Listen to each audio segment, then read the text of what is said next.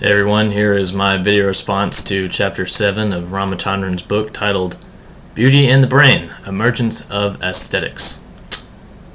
Not entirely sure, but I think that has some sort of reference to a Disney movie or something.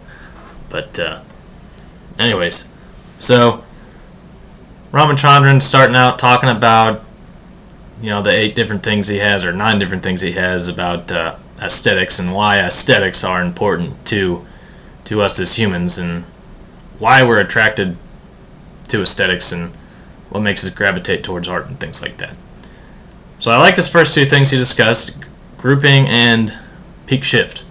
Obviously grouping is not only appealing in art and paintings and fashion like you mentioned, but even just in organization. I mean, what do you do when you organize things? You have a messy desk, you group them together because for some reason we think things grouped together on a desk makes them more aesthetically appealing.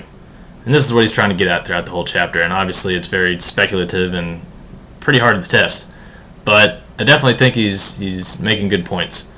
Then peak shift, about how we notice exaggerations, that's also definitely, I think he's getting at something there as well. I mean, why do you think half of the people you go to have those caricatures of themselves that they get at Disney World or something, where they have ears and noses 2 times the size it normally would be? So definitely thought his thoughts were very good on that. But then when he started talking about the use, well, he didn't talk about this, but I thought this was interesting, that maybe it was something he didn't consider.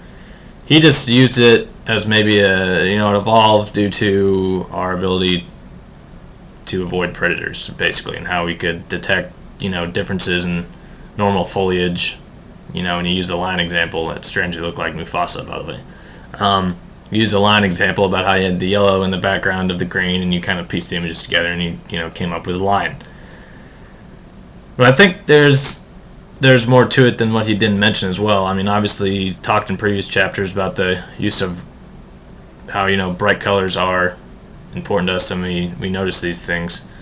For instance, talking about the fruits and the foliage. I guess it all depends on what's normal to us. So if we're evolutionary, a monkey swinging around in a tree, and maybe what we see as normal is just a bunch of green foliage, but then all of a sudden we see a bright fruit. It's oh, that's not normal. Then you gravitate towards that and you eat it. Or about how I always talking about bright rumps. When chimpanzees go through estrus and their parts swell and they get color to them. Most of the time what would be normal during the month would be nothing swollen, normal colored. However, it could be perceived as abnormal from the perspective of the chimpanzee or whoever it is that does this, that they see this bright color and it's oh, I'm not used to this, gotta check it out, and then other sexual things start kicking in. So I think there's definitely more to it than just predators. And I think this is also maybe why people really like weird art, and because it's out of place. I mean, if you go to an art gallery and you see a toilet sitting underneath in a booth of its own, is called art, and you're well, how's that considered art? Well, maybe people consider it art because you're used to seeing a toilet in a bathroom and not an art gallery. Or you go see a painting and it's just a bunch of looks like paint's been thrown on the board, and they're well, how is that art? Anybody can do that. A 5-year-old could do that.